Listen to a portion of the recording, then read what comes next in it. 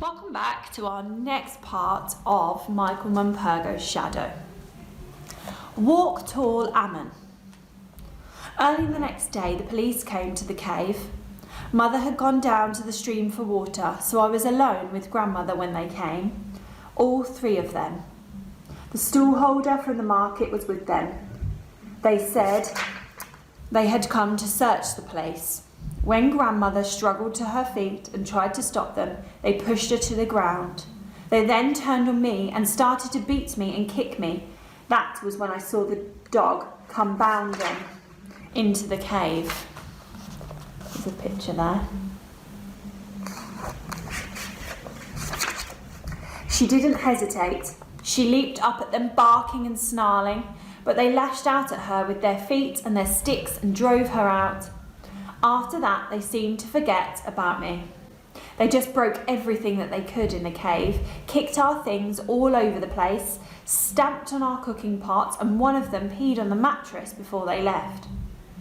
I didn't realise how badly grandmother had been hurt. Not until I rolled her over onto her back. Her eyes were still closed. She was unconscious. She must have hit her head hard when she fell. There was a great cut across her forehead. I tried to wash the blood away, kept trying to wake her, but the blood kept coming and she wouldn't open her eyes. When Mother came back some time later, she did all she could to revive her, but it was no good. Grandmother died that evening. Sometimes I think she died because she didn't want to wake up, because she knew it was the only way to make Mother and me leave, the only way to save us. So maybe grandmother won her argument with Mother in her own way, the only way she could. We left Bamiyan the next day. Grandmother was buried. We did as grandmother had told us. We took father's donkey with us to carry a few belongings we had, the cooking things, the blankets and the mattress, with grandmother's jewels and Uncle Mer's money hidden inside it. We took some bread and apples with us, gifts from our friends for the journey, and walked out of the valley. I tried not to look back, but I did. I could not help myself. Because of everything that had happened, I think I had almost forgotten about the dog, which seems hardly fair when you think about it. After all, only the day before she tried to save my life in that cave. Anyway, she just appeared suddenly from out of nowhere. She was just there walking alongside us for a while, then running on ahead as if she was leading us, as if she knew where she was going. Every now and then she would stop and start sniffing at the ground busily and then turn back to look at us. I wasn't sure whether it was to check if we were coming or to tell us everything was all right, that the road to Kabul, that all we had to do was follow her. Mother and I took it in turns to ride up on the donkey. We did not talk much. We were both too sad about grandmother's death, about leaving, and too tired as well. But to begin with, the journey went well enough. We had plenty of food and water to keep us going. The donkey kept plodding on, and the dog stayed with us, still going on ahead of us, nose to the ground, tail wagging wildly. Mother said it was going to take us many days of walking to reach Kabul, but we managed to find a shelter somewhere each night. People were kind to us and hospitable. The country people in Afghanistan haven't much, but what they have, they share. At the end of each day's walk, we were tired out. I wasn't exactly happy. I couldn't be, but I was excited. I knew I was setting out on the biggest adventure of my life. I was going to see the world beyond the mountains, like Uncle Mer. I was going to England. As we came closer to Kabul, the road was busier than it had been, with lorries and army trucks and carts. The donkey was nervous in traffic, so Mother and I were walking.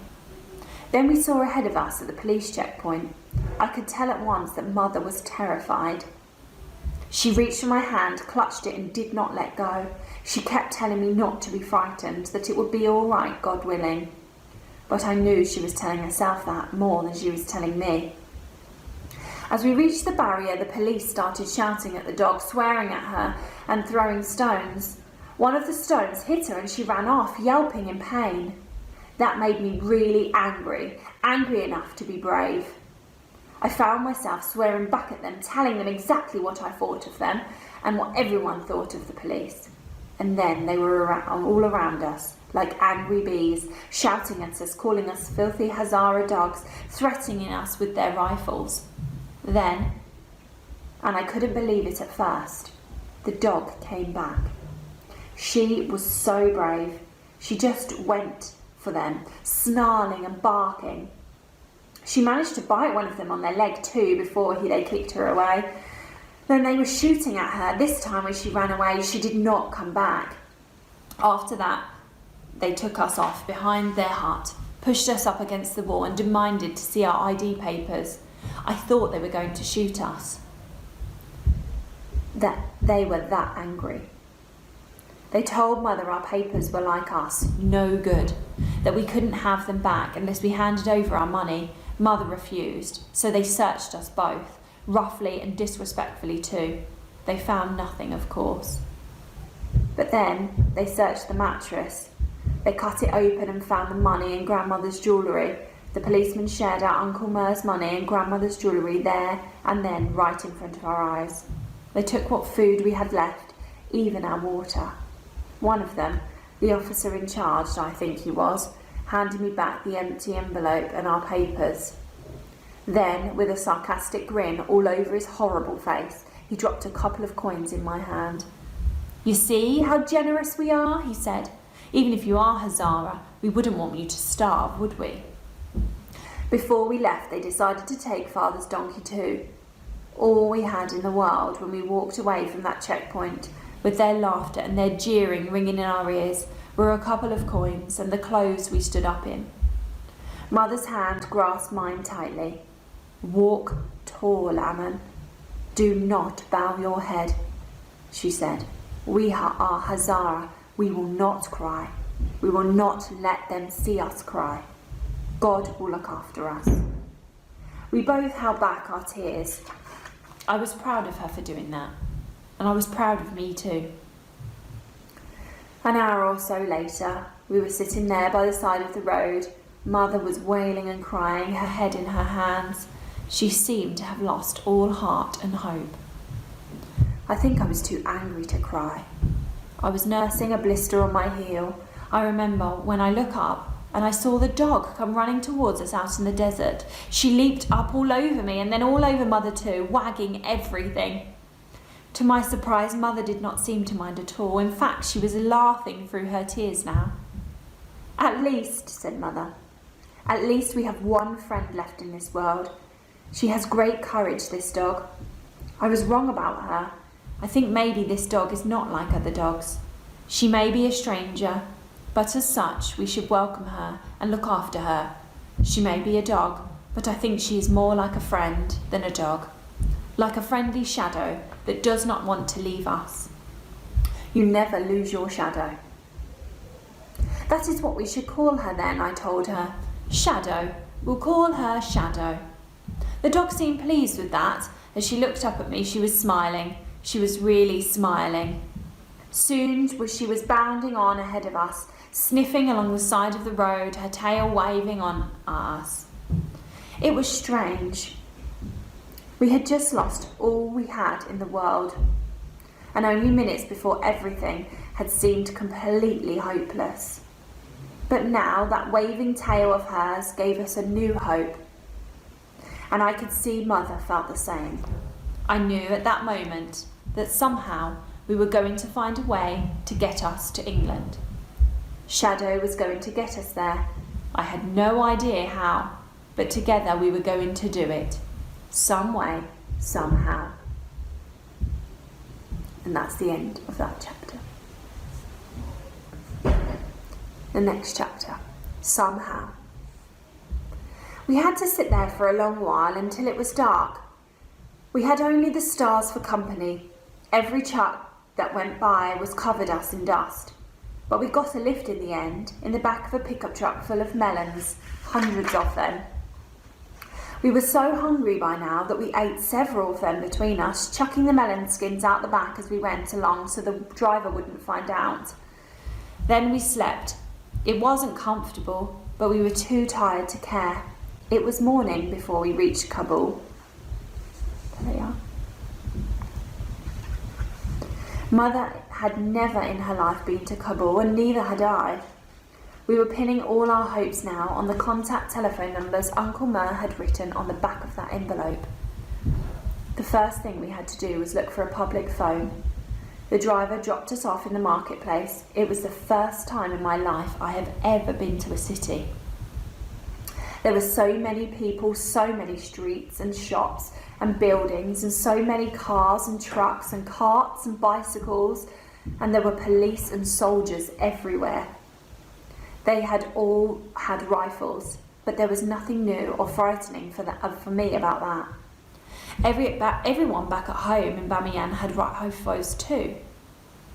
I think about every man in Afghanistan has a rifle. It was their eyes I was frightened of. Every policeman or soldier seemed to be looking right at us and only at us as we passed. But then I did notice that it wasn't us they were interested in so much. It was Shadow. She was skulking along beside us, much closer to us than usual, her nose touching my leg from time to time. I could tell that she wasn't liking all the noise and bustle of the place any more than we were. It took a while to find a public phone. Mother arranged to meet Uncle Mer's contact, and at first he was quite welcoming. He gave us a hot meal, and I thought everything was going to be fine now. But when Mother told him we had lost all our money Uncle Mer had sent us for the journey to England, that it had been stolen from us, he was suddenly no longer friendly. Mother pleaded with him to help. She told him we had nowhere to go, nowhere to spend the night. That was when I began to notice that, like the police and the soldiers in the street, he too seemed to be more interested in Shadow than us. He agreed then to let us have a room to stay in, but only for one night. It was a bare room with a bed and a carpet, but after my whole life living in a cave, this was like a palace to me. All we wanted to do was sleep, but the man hung around and wouldn't leave us alone. He kept asking questions about Shadow, about where we had got her from, about what sort of dog she was. This dog, he said, she's a foreign-looking dog, I think. Does she bite? Is she a good guard dog? The more I saw of the man, the more I did not trust him. Shadow didn't much like him either, and kept her distance. He had darting eyes and a mean and treacherous look about him. That's why I said what I did. Yes, she bites, I told him. And if anyone attacks us, she would go mad, like a wolf. A good fighter then, he asked. The best, I said. Once she bites, she never lets go. Good, that's good, said the man. The man thought for a moment or two, never taking his eye off Shadow. I tell you what, I'll do you a deal, he went on. You give me that dog, and I'll arrange everything for you. I'll give you enough money to get you over to the border into Iran and all the way to Turkey. You won't have to worry yourselves about anything. How's that? It was Mother who understood at once what this man was after. You want her for a fighting dog, don't you? She asked him. That's right, he told her. She's a bit on the small side, and a proper Afghan fighting dog would tear a foreign dog like her to bits. But so long as she puts up a good fight, that's all that counts. It's not just about size. It's the show they come to see. Have we got a deal? No deal. We are not selling her, are we, Ammon? Mother replied, crouching down and putting her arm around Shadow.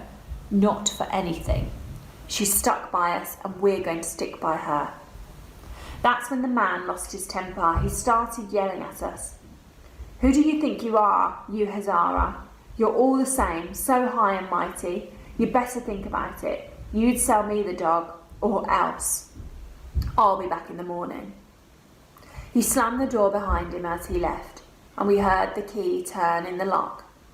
When we tried the door moments later, it wouldn't budge. We were prisoners. And that is the end of the second chapter for today.